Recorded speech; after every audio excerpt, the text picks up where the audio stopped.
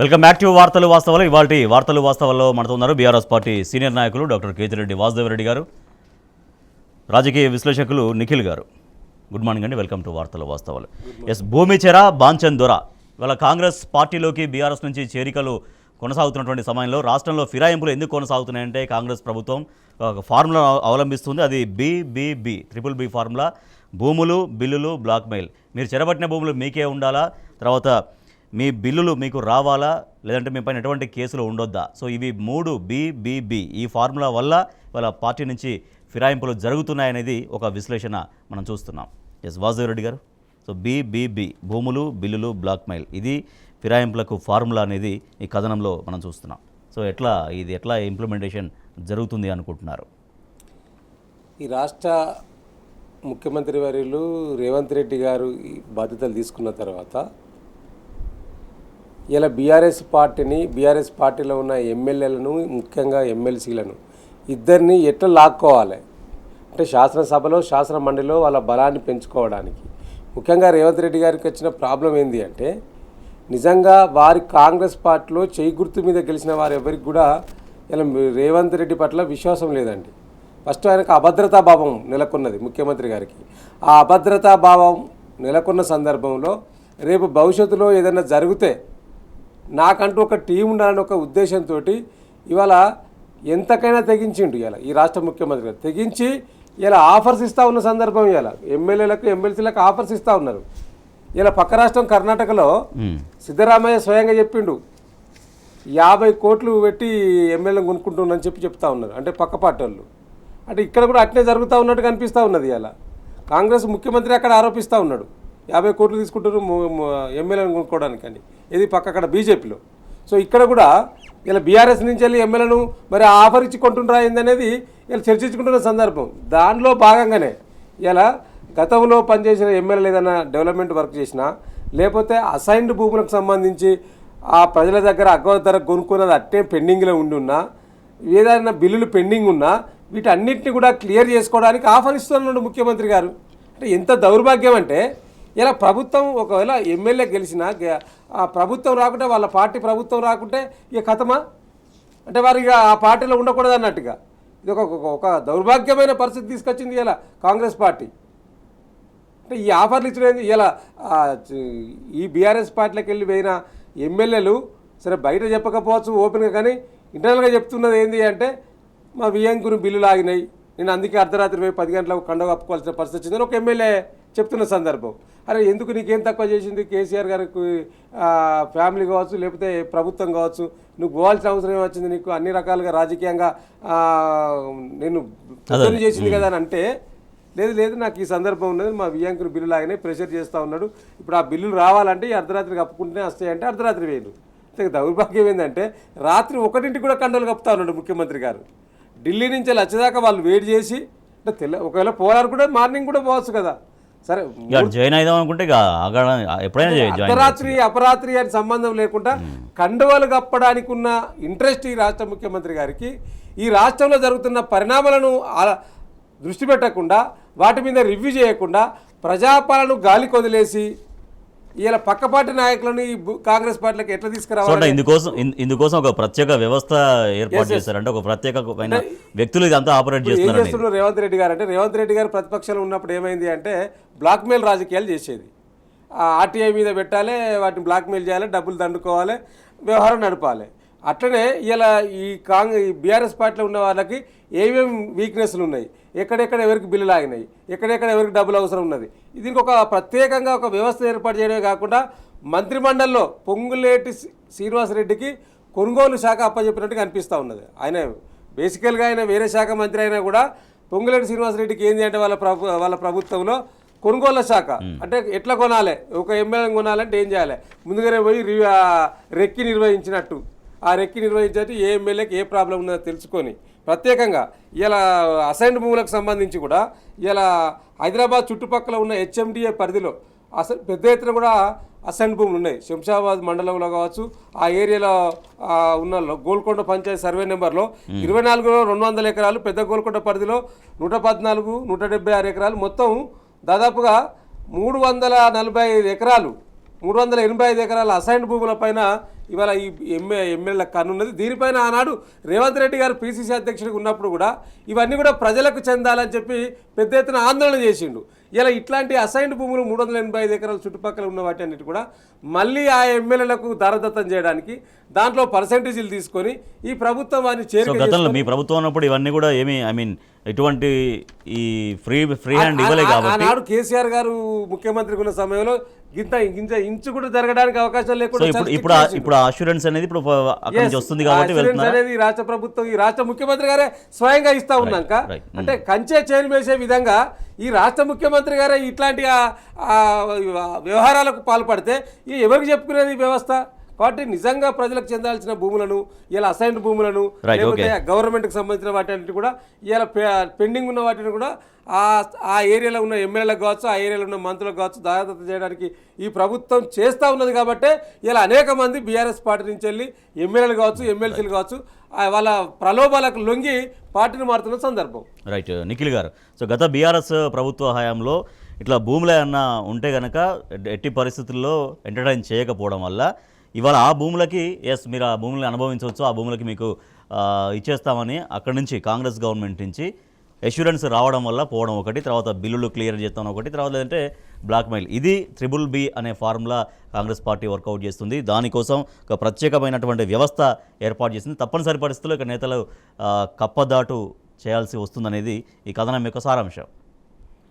మీరు గతంలో చూస్తే ఎలక్షన్కి పోయిన వీళ్ళు ఇదే కాంగ్రెస్ పార్టీ ఎలక్షన్కి పోయిన మోటివే అనేక రకాల అలవిగాని హామీలు ఇచ్చి నెరవేరలేని హామీలు ఇచ్చి ఎలక్షన్కి పోయినరు. అనేక ఫ్రీబీలు గతంలో ఇచ్చి ఇప్పుడు 3Bల జోలికి పోతూ ఉన్నారు. 3Bలు అంటే భూములు, బ్లాక్మెయిల్లు, ఈ భూదందాలు బిల్లులకు సంబంధించి వీటన్నిటిని చేస్తూ గతంలో కేసీఆర్ గారు ఏదైతే ధరణి అని ఒక వ్యవస్థను ఏర్పాటు చేసి పకడ్బందీగా ఏ భూమి ఎక్కడికి పోయినా కూడా కన్సర్న్ ఆఫీసర్ పర్మిషన్ లేకుండా ఏది ఎటు కదలలేని పరిస్థితి ఉన్న స్ట్రాంగ్ సిస్టమ్ని క్రియేట్ చేసిండు. ఆ సిస్టంలో చాలా అవకతవకలు ఉన్నాయని చెప్పి ఇదే నేను రియల్ ఎస్టేట్ ఏజెంట్ను అని ఇదే ముఖ్యమంత్రి గారు కొన్ని వందల సార్లు బహిరంగంగానే చెప్పిన పరిస్థితులు మనం చూసినాం. ఇదే ముఖ్యమంత్రి గారు గతంలో అనేక అవకతవకలు జరిగినాయని చెప్పి ధరణి అనే ఎంటైర్ సిస్టమ్ని హోల్డ్లో పెట్టి దాంట్లో కమిటీలు వేసినామని కమిటీలు ఏదో జనాల నుండి ఇన్పుట్స్ తీసుకుంటున్నాయన్న విషయంలో ఆ మొత్తం సిస్టమ్ని సైడ్ ట్రాక్ చేసే ప్రయత్నం చేస్తూ ఉన్నారు. దాంట్లో ఎక్కడెక్కడైతే తను భూములన్నీ వేరే వాళ్ళ పేరులో ట్రాన్స్ఫర్ చేయించాలనుకుంటున్నారో అవన్నీ చేయడానికి ఇదే సరైన టైంగా తను భావిస్తున్నట్టున్నారు. భూములన్నీ కూడా వేరే పార్టీల నుంచి లాక్కునే ఎమ్మెల్యేలకి భూములు అప్పగించడమో, వేరే కాంట్రాక్ట్లు ఇస్తామని చెప్పడమో, ఇంకేదో చెప్పడమో, ఇట్లాంటి రకరకాల ప్రలోభాలకు గురి చేసి ఎమ్మెల్యేలందరినీ లాక్కుంటూ ఉన్నారు. వాళ్ళ సొంత పార్టీలో ఉన్న ఎమ్మెల్యేల మీద తనకు నమ్మకం ఉంటే బయట పార్టీ ఎమ్మెల్యేలతో అవసరం ఏముంటుంది? ఇదే ఎమ్మెల్యేలను కదా మీరు ఎలక్షన్లో చెప్పరాని మాటలతో తిట్టింది. మళ్ళీ వీళ్ళని ఎట్లా లాక్కుంటా ఉన్నారు? ఇదే ఈరోజు జాయిన్ అవుతున్నారని మన రాజేంద్ర నగర్ ఎమ్మెల్యే ప్రకాష్ గౌడ్ గారు ఈరోజు జాయిన్ అవుతున్నారని వింటా ఉన్నాము. ఇదే ప్రకాష్ గౌడ్ గారిని కదా మీరు చెప్పరాని స్థితిలో తిట్టిన విషయాలు మనం చూసినాము. సో ఇదే విషయం ఫిరాయింపుల విషయానికి సంబంధించి మొన్న ఢిల్లీలో కేటీఆర్ గారు జాతి ముందు కాంగ్రెస్ పార్టీ అవలంబిస్తున్నటువంటి వైఖరి గురించి ఆయన అక్కడ ఢిల్లీ కేంద్రంగా ఆయన ప్రశ్నించారు కేటీఆర్ గారు. ఇదే హర్యానాలో ఇదే కాంగ్రెస్ పార్టీ హర్యానాలో వాళ్ళ ఎమ్మెల్యేని ఎవరినో బీజేపీ వాళ్ళు తీసుకుంటే నానా గాయ చేస్తూ ఉన్నారు. మరి తెలంగాణలో మీ ప్రభుత్వమే పదుల సంఖ్యలో టీఆర్ఎస్ పార్టీ ఎమ్మెల్యేలను ప్రతిపక్షంగా టీఆర్ఎస్ పార్టీకి ఏదో 2-3 సీట్లు ఇవ్వలేదు. తెలంగాణ రాష్ట్రం 39 సీట్లతో చాలా బలమైన ప్రతిపక్షాన్ని ఇచ్చింది. 39 అంటే మంచి నెంబర్, దానికి పెద్ద నిరుత్సాహపడాల్సిన మెజారిటీకి కేవలం 20-21 సీట్లు మాత్రమే తేడా. అంత మంచి నెంబర్ ఇచ్చినప్పటికీ అసలు ప్రతిపక్షం ఉండకూడదు, మాట్లాడే వాళ్ళు ఉండకూడదు అనే ఉద్దేశంతో ప్రతి ఎమ్మెల్యేని లాక్కునే ఏదో ఒక రకంగా ప్రలోభాలకు గురి చేసి లాక్కునే ప్రయత్నం చేస్తూ ఉన్నారు. రాష్ట్రంలో ఫిరాయింపుల్ని స్వయంగా ముఖ్యమంత్రి రేవంత్ రెడ్డి ప్రోత్సహించడం అనేది ఒక చర్చ అయితే, దాంతోపాటుగా తలలు పగలగొట్టడమే మీ ప్రజాపాలన అంటూ బీఆర్ఎస్ వర్కింగ్ ప్రెసిడెంట్ కేటీఆర్ ప్రశ్నిస్తున్నారు. రేవంత్ రెడ్డిది నిరంకుశ పాలన, విద్యార్థుల్ని చూడకుండా, కనీసం మహిళల విద్యార్థులని మామూలుగా నిరుద్యోగులను చూడకుండా కూడా చాలా దారుణంగా వాళ్ళని వేధించడం ఏంటి పోలీసులు అంటూ ఆయన ప్రశ్నిస్తున్నారు. అలాగే గిరిజనుడి పైన దౌర్జన్యం గావించారు, మొన్న ప్రశ్నించినందుకు వేధింపులు పెట్టారు. కాంగ్రెస్ ఎమ్మెల్యేను నిలదీస్తూ పోస్టులు పెట్టాడని ఎస్ఐ జులుం ప్రదర్శించారు. తొర్రూరు ఠాణాకు పిలిపించి తీవ్రంగా కొట్టి బెదిరింపులకు పాల్పడ్డారు. సో దీనిపైన బీఆర్ఎస్ పార్టీ తీవ్రంగా పరిగణిస్తుంది. ఇదేనా పోలీసు రాజ్యం అంటూ, ఇదేనా ఇందిరమ్మ పాలన, మీరు చెప్పినటువంటి ఇందిరమ్మ పాలన, ప్రజాపాలన ఇదేనా అంటూ ప్రశ్నిస్తున్నారు. ఎస్ వాసుదేవరెడ్డి గారు, ఇవాళ పార్టీ ఫిరాయింపుల కోసమో 3B ఫార్ములా ఉపయోగిస్తూ ఉన్నారు కాంగ్రెస్ పార్టీ. ఇప్పుడు 3B ఫార్ములా అంటే మీరు చెప్పినట్టు ఒకటి బిల్లులు, లేకపోతే భూములు, లేకపోతే బెదిరింపులు. అంటే 3B ఫార్ములా, ఇది పార్టీ ఫిరాయింపుల కోసం. మరో పక్క పార్టీ ఫిరాయింపులు జరుగుతున్న ఈ సందర్భంలో కొంతమంది స్వచ్ఛందంగా సోషల్ మీడియా వేదికగా ఈ ప్రభుత్వాన్ని ప్రశ్నిస్తే, ఈ నాయకులను ప్రశ్నిస్తే వాళ్ళపైన దాడులు చేస్తూ ఉన్నారు. మరోపక్క ఇవాళ గత ప్రభుత్వం మాకు న్యాయం ఉద్యోగాలలో సరిగా లేదని చెప్పి ఆనాడు నిరుద్యోగులను రెచ్చగొట్టి పబ్బం గడుపుకొని ఓట్లు దండుకొని ఈరోజు వారికి ఇచ్చిన హామీలను మళ్ళీ విస్మరిస్తే, ఆ నిరుద్యోగులు ఈ ప్రభుత్వం పైన దాడి చేస్తే వారిపైన విచక్షణ రహితంగా రాష్ట్ర పోలీసు యంత్రాంగాన్ని గుప్పిట్లో పెట్టుకొని వారిపైన ఇష్టం వచ్చినట్లు దాడి చేయడం, ఇవాళ నిరుద్యోగులను దాడి చేస్తారు. ఇలా ప్రజాస్వామ్యానికి వెన్నుదన్నుగా నిలిచే ఒక మీడియా పైన, మీడియా జర్నలిస్టుల పైన కూడా దాడి చేయడం ఏదైతే ఉన్నదో ఇది నిజంగా హేయమైన చర్య. ఈ రాష్ట్ర ముఖ్యమంత్రి గారు ఏం జరుగుతున్నదో దాని గురించి పట్టించుకుంటలేడు. ఇవాళ నిన్న ఏం రివ్యూ చేస్తాడు రాష్ట్ర ముఖ్యమంత్రి గారు? విదేశీ నుంచి వెళ్ళి మద్యాన్ని దిగుమతి చేసుకోవడానికి ఆ కంపెనీలతోటి ప్రత్యేకంగా ఒక సమావేశం ఏర్పాటు చేసిన సెక్రటరియట్లో ఈ రాష్ట్ర ముఖ్యమంత్రి గారు ఎట్లాంటి విస్కీ తీసుకురావాలి, ఎట్లాంటి మందును ఈ ప్రజలకు అలవాటు చేయాలని ఒక విషయంలో విదేశీ కంపెనీలతోటి నిన్న ప్రత్యేకంగా రివ్యూ చేసిండు ముఖ్యమంత్రి గారు. అవి కాదు రివ్యూ చేయాల్సినవి. ఈ రాష్ట్రంలో నిరుద్యోగులు ఒక పక్క గొడవ చేస్తూ ఉన్నారు, మరొక ప్రజలు ముఖ్యంగా రైతులు ఆత్మహత్య చేసుకుంటూ ఉన్నారు. అదేవిధంగా అనేక మంది పైన దాడులు జరుగుతూ ఉన్నాయి. ఇవాళ హైదరాబాద్ ప్రాంతంలో ఇవాళ మేము చెప్పడం కాదు, మీకు సంబంధించిన పత్రికలనే ఏదో పత్రికలు వచ్చింది ప్రధానంగా ఏంది అంటే ఈ 7 నెలల కాలంలో ఎన్ని హత్యలు జరిగినాయి, ఎన్ని దోపిడీలు జరిగినాయి అని చెప్పి ఒక ప్రధాన పత్రికల్లో వచ్చింది. ఇది ప్రధాన పత్రికల్లో వచ్చింది. ఇది మళ్ళా లేదా నమస్తే తెలంగాణలో ఇంకో పత్రికలు వచ్చింది కాదు. ఇలా ఇదన్నీ 30 రోజులు 20 హత్యలు, 30 రోజులు 20 హత్యలు. ఇది జూలై పేపర్ జూలై 5 మొన్నటిదే. ఇది ఎప్పటిది? మన 5వ తారీఖు, జూలై 5వ తారీఖు. ఇలా 12వ తారీఖు అంటే 5-6 రోజులు అవుతుంది ఇది పత్రికల్లో వచ్చి. 30 రోజుల్లో 20 హత్యలు జరిగినాయి ముఖ్యమంత్రి గారు. ఇది హైదరాబాద్ చుట్టుపక్కల జరుగుతున్న దాడులు. ఇది కాకుండా రాష్ట్రంలో అనేక ప్రాంతాల్లో దాడులు జరుగుతూ ఉన్నాయి. అసలు పోలీసు యంత్రాంగం ఏం చేస్తూ ఉన్నది? అదేవిధంగా ఇప్పటికీ రాష్ట్ర హోంమంత్రి ఉండడు, ఇప్పటికీ విద్యాశాఖ మంత్రి ఉండడు. విద్యా వ్యవస్థ మొత్తం ప్రశ్నపట్టిపోయింది.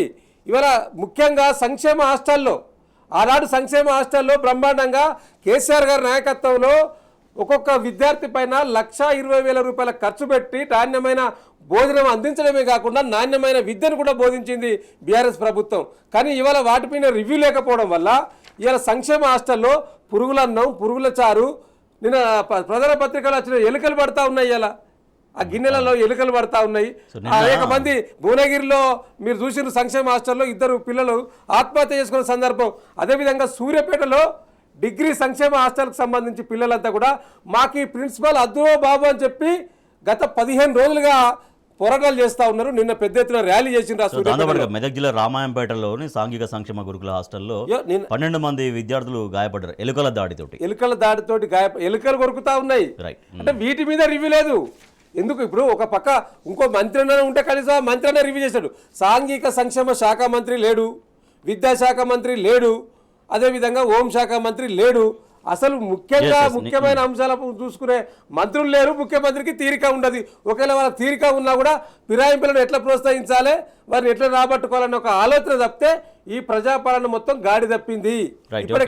దృష్టి పెట్టండి ముఖ్యమంత్రి గారు. ఇదేనా ప్రజాపాలన? తలలు పగలగొట్టడమే ప్రజాపాలన అంటూ కేటీఆర్ గారు ప్రశ్నిస్తున్నారు. దాంతోపాటుగా ఇందాక ప్రస్తావించినట్టుగా తొర్రూరులో చాలా దారుణంగా అక్కడ ఎమ్మెల్యే విషయంలో కొన్ని అంశాలపైన నిలదీసినందుకు తానాకు పిలిపించి చాలా దారుణంగా ఆయన్ని కొట్టినటువంటి ఘటన. గిరిజనుడు మాలోత్ సురేష్ అన్నటువంటి అతన్ని చాలా తీవ్రంగా హింసించారు. సో ఇదేనా ప్రజాపాలన అన్నటువంటి ప్రశ్నలు ఇవాళ రాష్ట్రం ప్రశ్నిస్తోంది. ఇది ప్రజాపాలన కాకుండా ప్రతీకార పాలన వైపు చాలా స్పష్టంగా కనబడుతూ ఉంది. ఇదే తొర్రూరు మండల్ అనేది పాలకుర్తి కాన్స్టిట్యున్సీలో ఉంటుంది. ఆ తొర్రూరులో నిన్న జరిగిన ఇష్యూ సోషల్ మీడియాలో ప్రభుత్వం చేస్తున్న తప్పిదాల మీద ఒక యువకుడు పోస్ట్ పెడితే అతను తీసుకెళ్ళి పోలీస్ స్టేషన్లో వేసి కొట్టిండ్రు. అదే పాలకుర్తి కాన్స్టిట్యున్సీలో నెల 15 రోజుల కింద దేవరుప్పుల అని ఇంకో మండలం ఉంటుంది. ఆ మండల్లో సేమ్ సిచ్యువేషన్. ఇట్లానే ఎవరో క్వశ్చన్ చేస్తే వాళ్ళని తీసుకెళ్ళి కొట్టిండ్రు. ఇందాక అన్న చెప్తున్నట్టు జర్నలిస్టులను కూడా వాళ్ళు జర్నలిస్టులను కూడా ఏదో రకంగా ప్రభుత్వం దాడి చేసే ప్రయత్నం చాలా చాలా చూస్తూ ఉన్నాం మనం గత 3-4 రోజుల్లో. తర్వాత నిన్న సిద్దిపేటలో అడ్వకేట్ల మీద పోలీసులు దాడి చేస్తూ ఉన్నారు. కొల్లాపూర్లో చూస్తే గతంలో నెల 15 రోజుల కింద టీఆర్ఎస్ నేతల మీద దాడి చేసి చంపేసిండ్రు. ఇలాగే ప్రశ్నిస్తూ ఉంటే సోషల్ మీడియాలో ప్రశ్నిస్తూ ఉంటే టీఆర్ఎస్ లీడర్గా మన్నె క్రిషాంక్ గారిని జైల్లో నిర్బంధించిన పరిస్థితులు కూడా మనం చూసినాం. ఇదంతా కూడా ప్రభుత్వం ఎక్కడ కూడా సంక్షేమం మీద కానీ అభివృద్ధి మీద కానీ ఫోకస్ చేయకుండా కేవలం ప్రతీకారం ఎట్లా చేయాలి అనే దాని మీద మాత్రమే ఫోకస్ చేస్తున్నట్టుంది. గతంలో వీళ్ళే చెప్పిండ్రు ఇందిరమ్మ పాలన అంటే మనందరం ఏమనుకున్నామంటే అభివృద్ధి వైపు కానీ సంక్షేమం వైపు కానీ తీసుకెళ్తారేమో అనుకున్నాం. గతంలో 70s ఇందిరమ్మ ఏ రకంగా అయితే ప్రకటించి ఎమర్జెన్సీ విధించిండ్రో వీళ్ళు ప్రకటించకుండా ఎమర్జెన్సీ విధిస్తూ ఉన్నారు అంతే. Same story. అప్పుడు ఎట్లా అయితే పోలీస్ స్టేషన్లో పెట్టి జైళ్ళలో పెట్టి ఇబ్బందుల పాలు చేసిండ్రో ప్రశ్నించిన వాళ్ళని, ఇప్పుడు అదే పని చేస్తూ ఉన్నారు. అభివృద్ధి లేదు, ఒక్క విషయంలో కూడా డెవలప్మెంట్ లేదు. ఒక్క ఇండస్ట్రీ రాలేదు ఈ రోజుకి. వీళ్ళు ఛార్జ్ తీసుకొని దాదాపు 7 నెలలు అయిపోయింది. ఒక్క విషయంలో కూడా ముందుకు పోలే. కరెంట్లో ఫెయిల్ అయినరు, రైతుల విషయంలో ఫెయిల్ అయినరు, వాటర్ విషయంలో ఫెయిల్ అయినరు, సిస్టమ్ అడ్మినిస్ట్రేషన్లో ఫెయిల్ అవుతూ ఉన్నారు. మంత్రులు లేరు అని మీడియా వాళ్ళు ఎవరో ప్రశ్నిస్తే అన్ని శాఖలు నేనే చూసుకుంటా, నేను ఒక్కరిని సరిపోనా అని మాట్లాడుతున్నారు. మీరు ఒక్కరు సరిపోయినప్పుడు మిగతా క్యాబినెట్ 10-12 మంది ఉన్నారు కదా, వాళ్ళందరూ ఎందుకు? అవి కూడా మీరే చేయొచ్చు కదా. మీరు ఒక్కరే ఉంటే ఏకఛత్రాధిపత్యం చేసే అవకాశం ఉంటుంది కదా. ఇంకా ఆ మంత్రుల్లో కూడా కేవలం 2 మాట్లాడింది మాత్రమే మీరు పరిగణలోకి తీసుకోవాలి, మిగతా మంత్రులు మాట్లాడిందని మీరు సీరియస్గా తీసుకోకూడదు అని ముఖ్యమంత్రి గారే ఆన్ డయాస్ మీడియాకు చెప్తా ఉన్నారు. అంటే వాళ్ళకి అధికారం లేనట్టే కదా. మిగతా మంత్రులకు ఇద్దరు మంత్రులకు మాత్రమే మీరు మాట్లాడే అవకాశం ఇవ్వడం ఏంది? ఇదంతా మీరు నిర్బంధం చేసినట్టు కాదా? స్వేచ్ఛ అన్నారు, స్వేచ్ఛతో బతికే పరిస్థితులు తీసుకొస్తామని ఎలక్షన్లో చెప్పిండ్రు మీరు. స్వేచ్ఛ ఎక్కడుంది ఇక్కడ? మాట్లాడే ప్రతి వాళ్ళని నిర్బంధిస్తూనే ఉన్నారు. సో ఇది ఖచ్చితంగా ప్రజాపాలన అనేది ప్రతీకార పాలన వైపు మాత్రమే పోతుంది. ప్రజాపాలన అనేది ఎక్కడ కూడా కనిపించే అవకాశం లేదు. సర్కారు దవాఖానాల్లో గోళీలు లేవు. వైద్య ఆరోగ్య శాఖ ఔషధ కొనుగోలును సరిగ్గా పట్టించుకోకపోవడంతో సెంట్రల్ మెడికల్ స్టోర్లలో ఔషధాలన్నీ కూడా నిల్వలు మొత్తం అయిపోతున్నాయన్నటువంటి ఆందోళన వ్యక్తమవుతుంది. అసలు సీజనల్ వ్యాధులు ప్రబలే అవకాశం, సాధారణంగా దగ్గు, వాపు, జలుబు ఇటువంటి వాటికి కూడా ప్రాథమికంగా ఉన్నటువంటి వాటికి కూడా మందులు కరువు అవుతున్నటువంటి పరిస్థితి. సో వైద్య ఆరోగ్య శాఖ పట్టించుకోకపోవడంతో ప్రజా ఆరోగ్యం మరింత దెబ్బతినే ప్రమాదం ఉందన్నటువంటి ఈ వార్త మనం చూస్తున్నాం. ఎస్ వాసుదేవ్ రెడ్డి గారు. ఇప్పుడు వర్షాకాలం ప్రారంభమైంది రాజేష్ గారు. ప్రధానంగా ఈ రాష్ట్ర ముఖ్యమంత్రి రివ్యూ చేయాల్సిన సబ్జెక్ట్ కూడా ఇది. చాలా ఇంపార్టెంట్ సబ్జెక్ట్ ఇది ఒకటి కూడా. ఎందుకంటే సీజనల్ వ్యాధులు విజృంభిస్తాయి ఈ వర్షాకాలంలో. ముఖ్యంగా ప్రభుత్వ దవాఖానలో మందుల కొరత కనిపిస్తూ ఉన్నది. దానికి ప్రధాన కారణం కూడా గత 3-4 నెలలుగా ఆ మందులు సప్లై చేసే కంపెనీలకు ప్రభుత్వం బిల్లులు చెల్లించకపోవడం వల్ల ఎవరు కూడా మందులు సప్లై చేస్తలేరు అనేది వారు చెప్తున్న వాదన. సో కాబట్టి ప్రభుత్వం రివ్యూ చేయాలి కదా. రాష్ట్ర ఆరోగ్య శాఖ మంత్రి గారు కూడా ఉన్నారు. మరి వారు ప్రత్యేకంగా దీని మీద ఈ మొత్తం వ్యవస్థ మీద కూడా రివ్యూ చేయాల్సిన బాధ్యత కూడా ఉన్నది. ఎందుకంటే ఈ మొత్తం ఈ ప్రభుత్వంలో అన్ని వర్గాలను, ఒక పక్క ప్రజలను కావచ్చు, అన్ని డిపార్ట్మెంట్ల మొత్తం పడికేసినాయి. ఎందుకంటే ఆ విధంగా వీరు రివ్యూ చేసే పరిస్థితి ఈ ప్రభుత్వంలో లేదు. ఈ రాష్ట్ర ముఖ్యమంత్రి గారు లేరు. ఇవాళ ఇప్పటికే ఈ తెలంగాణకు దక్కవలసిన గత బీఆర్ఎస్ ప్రభుత్వం పోతూ ఒక 8 మెడికల్ కాలేజీలు ఇచ్చింది ఈ రాష్ట్రానికి. 8 మెడికల్ కాలేజీలలో ఇన్ఫ్రాస్ట్రక్చర్ ఆనాడు ఆ ప్రభుత్వమే నిర్మాణం చేపట్టింది. ఆ ప్రభుత్వమే బిల్డింగ్ నిర్మాణం చేపట్టింది, ల్యాండ్ ఇచ్చింది, అన్ని ఇచ్చిపోయింది టోటల్గా. కానీ ఈ కాంగ్రెస్ ప్రభుత్వం కేంద్రంతో ఎన్ఎంఎస్సి దగ్గర అనుమతులు తీసుకొచ్చి ముఖ్యంగా ఆ యొక్క కాలేజీలలో అసిస్టెంట్ డాక్టర్ల నియామకాలు, అసిస్టెంట్ ప్రొఫెసర్ల నియామకాలు, యొక్క ల్యాబ్కి సంబంధించిన నియామకాలు చేపడితే ఇవాళ 8 మెడికల్ కాలేజీలలో సీట్లు వచ్చే అవకాశం ఉండే. కానీ ఇవాళ 8 మెడికల్ కాలేజీలు అంటే 800 సీట్లు లాస్ అనే మెడికల్కి సంబంధించింది కూడా. అంటే దీని మీద రివ్యూ లేదు. ఈ రాష్ట్రంలో ఉన్న ప్రభుత్వ దవాఖానాలను పట్టించుకునే పరిస్థితి లేదు. ఆనాడు కేసీఆర్ గారి నాయకత్వంలో పెద్ద ఎత్తున కూడా బీఆర్ఎస్ ప్రభుత్వ ఆధ్వర్యంలో పట్టణాలలో మన దవాఖానలు ప్రత్యేకంగా గల్లీ దవాఖానలని, బస్తీ గల్లీ దవాఖానలని పట్టణాల్లో పెడితే గ్రామాలలో పల్లె దవాఖానలు పెట్టిండు. అంటే ప్రజలకు సేవ అందించాలని ఒక ప్రధాన ఉద్దేశంతో ఆనాడు బీఆర్ఎస్ ప్రభుత్వం పెద్ద ఎత్తున కూడా ఆలోచన చేసి ఎక్కడ ఏ యొక్క గ్రామాల్లో కూడా మన విషజ్వరాలు విజృంభించకుండా ముందస్తుగా ఆలోచన చేసి ఆనాడు ఆ ప్రభుత్వం చర్యలు తీసుకుంటే ఈనాటి ఈ ప్రభుత్వం ఇప్పటి వరకు తీసుకున్న అన్నిటికంటే చర్యలు చాలా ముఖ్యమైనటువంటి రంగం ఇది ప్రజారోగ్యం అనేది. ప్రజారోగ్యం దట్టు చాలా ఈ ఇంపార్టెంట్ సమయంలో కదండి. ఆరోగ్యం ఉంటేనే కదా సీజనల్ వ్యాధులు ఆరోగ్యంగా ఉన్నవాడే దేని ప్రబలమైనటువంటి మీదైనా ఫైట్ చేయగలుగుతాడు, దేని గురించి మాట్లాడగలుగుతాడు. Yes. కాబట్టి ఈ ప్రభుత్వం ఒక పక్క ఆరోగ్యాన్ని పట్టించుకోదు, మరో పక్క విద్యను పట్టించుకోదు, ఇంకో పక్క మన విద్యా సంస్థలను పట్టించుకోదు. అన్నిట్లా ఫెయిలరే. ఒకటి ఇది అని కాదు మాట్లాడుకుంటూ పోతే రోజు ఇవే ఉన్నాయి. విమర్శిస్తే విమర్శించిన అంటారు కానీ ఇది వాస్తవాలు.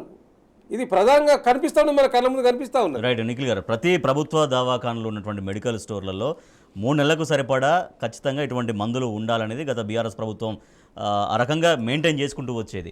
బట్ ఇవాళ అదే ఇప్పుడు అక్కడ ఏవైతే మందులు ఉన్నాయో అప్పుడు వాటినే కొనసాగిస్తున్నారు తప్పించి కొత్తగా మందులు కొనుగోలు చేసే పరిస్థితి లేదు, ఆ రకమైనటువంటి పర్యవేక్షణ లేదు.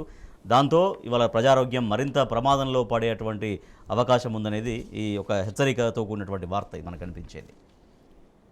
ఈ ముఖ్యమంత్రి గారు ఛార్జ్ తీసుకున్న 7 నెలల్లో దాదాపుగా 22-23 సార్లు ఢిల్లీకి పోయి వచ్చిండ్రు, కానీ ఒక్కసారి కూడా ఆరోగ్య శాఖ మీద రివ్యూ పెట్టలేదు ఈ 7 నెలల కాలంలో. 7 నెలలు అంటే దాదాపుగా 200-220 రోజులు అయిపోయింది. దీంట్లో మరీ ముఖ్యంగా ఈ వర్షాకాలంలో సీజనల్ వ్యాధులు చాలా విపరీతమైన స్టేజ్లో స్ప్రెడ్ అయ్యే అవకాశం ఎక్కువ ఉంటుంది. దానికి సంబంధించిన మెడిసిన్ మొత్తం అందుబాటులో పెట్టుకోవాల్సిన అవసరం ఉంటుంది. గతంలో చూస్తే సీజనల్ వ్యాధులకు సంబంధించి గత ప్రభుత్వం హ్యాండిల్ చేసిన విధానము దేశంలోనే బెస్ట్ ట్రీట్మెంట్ లెవెల్గా కేంద్ర ప్రభుత్వం అవార్డు ఇచ్చింది, ఎస్పెషల్లీ ఆరోగ్య శాఖకు సంబంధించి. మిగతా విషయాల్లో కూడా తెలంగాణ ప్రభుత్వ దవాఖానాలు అత్యంత మెరుగ్గా పనిచేస్తున్నాయని అనేక సంస్థలు చెప్పినాయి. ఇప్పుడున్న వ్యవస్థలో గత 6 నెలల్లో వరంగల్ ఎంజీఎం కానీ, మిగతా కోటి హాస్పిటల్ కానీ, ఉస్మానియా హాస్పిటల్ కానీ, ఇంకేదైనా గాంధీ హాస్పిటల్ కానీ వీటిలో కరెంటు కూడా సప్లై చేయలేక ట్రీట్మెంట్ చీకట్లో మొబైల్ టార్చ్ లైట్లు వేసుకొని ట్రీట్మెంట్ ఇచ్చే పరిస్థితిలో దాదాపు ఒక 15-20 కేసులు చూసినాం మనం ఈ 6-7 నెలల పాలనలో. వీళ్ళు ప్రజా ఆరోగ్యానికి సంబంధించి ఇంత కీలకమైన సబ్జెక్టుకు సంబంధించి ఎక్కడ రివ్యూ చేయకపోవడము, సపరేట్గా ఫండ్స్ అలొకేట్ చేయకపోవడము, దానికి సంబంధించి ఎట్లా ముందుకు పోవాలని ఏ రకమైన ప్రతిపాదనలు వాళ్ళు తీసుకోకపోవడము, ఇది చాలా ఇబ్బందులకు గురి చేసే విషయం. ఖచ్చితంగా దీని మీద ఇమ్మీడియట్గా రివ్యూ చేసి స్ట్రీమ్లైన్ చేయాల్సిన అవసరం చాలా వరకు ఉంది. రైట్. వాసుదేవరెడ్డి గారు, సో ప్రజా ఆరోగ్యం అనేది ఏ ప్రభుత్వానికైనా ఎంత ఇంపార్టెంట్ వాస్తవానికి. ఎందుకంటే మీరు అన్నట్టు గతంలో బీఆర్ఎస్ ప్రభుత్వ హయాంలో బస్తీ దవాఖానాలు ఉన్నాయి, పల్లె దవాఖానాలు ఉన్నాయి. దాంతో తద్వారా ఎంతోమంది ఒక బెటర్ వైద్యం పొందగలిగారు. దాంతోపాటుగా డయాగ్నోస్టిక్ సెంటర్స్ కూడా ప్రభుత్వం దానికి ప్యారలల్గా విజయవంతంగా నడిపించగలిగారు. అంటే గతంలో ఉమ్మడి ఆంధ్రప్రదేశ్లో ఉన్నప్పుడు నేను బోను బిడ్డ సర్కారు దవాఖాన కంటే కేసీఆర్ గారి నాయకత్వంలో నేను పోత బిడ్డ సర్కారు దవాఖానకి అనే విధంగా సర్కారు దవాఖానాలు అంత పటిష్టమైన ఏర్పాట్లు కూడా ఆనాటి ప్రభుత్వం చేసి దానికి ప్రియారిటీ ఇచ్చింది. ప్రియారిటీ ఇవ్వడం అంటే ఏంది? నిధులు ఇవ్వడమే ప్రియారిటీ అంటే. నువ్వు నిధులు లేకనే కదా ఇలా మందులు సప్లై చేస్తలేరంటే కాంట్రాక్టర్లకు మీరు బిల్లులు చెల్లించలేకపోవడం వల్ల కదా. అంటే మీరు వచ్చిన పైసలన్నీ ఏం చేస్తూ ఉన్నారు? మీరు ఇది ఎక్కడి నుంచి ఏ డబ్బులు వచ్చినా ముందుగా రాఘవ కన్స్ట్రక్షన్కి పంపిస్తూ ఉన్నారు తప్పితే రాష్ట్ర ప్రజలకు ఉపయోగపడే దాని మీద దేని మీద మీరు పెట్టుబడి పెడతలేరంటే కనిపిస్తా ఉంది. నిన్న రివ్యూ చేశారు ముఖ్యమంత్రి గారు, పన్నులు పెంచండి, ఆదాయం పెంచండి, అంటే నిధులు సమకూర్చుకునే ప్రయత్నం కావచ్చు కదా. అంటే ఇప్పుడు నిధులు లేవు, నిధుల కోసం పన్నులు వేయడం కాదండి. ముఖ్యంగా ఇవాళ ఈ రాష్ట్ర ప్రభుత్వం ఏం చేసింది? ఒక విక్క పన్నులు వేయమంటా ఉన్నది. అంటే ఇలా ప్రజా ఆరోగ్యాన్ని పట్టించుకోవడం ఒక పక్క విస్మరిస్తే మరో పక్క ఈ రాష్ట్ర ప్రభుత్వ ఆదాయాన్ని పెంచడానికి పన్నులు ఒకటే మార్గం కాదండి, ఇంకా అనేక మార్గాలు ఉన్నాయి. ముఖ్యంగా ఈ రాష్ట్ర ప్రభుత్వం ఏం చేసిందంటే అసలు నిన్న మొన్న చూస్తే మనం పత్రికల్లో చూస్తే ఇలా పరిశ్రమల శాఖకు సంబంధించిన దాదాపుగా 400 ఎకరాల భూమిని 20,000 కోట్ల రూపాయల భూమిని ఇవాళ ప్రైవేటు వాళ్లకు దారాదత్తం చేయడానికి ఇలా ప్రయత్నం చేస్తూ ఉన్నది రాష్ట్ర ప్రభుత్వం.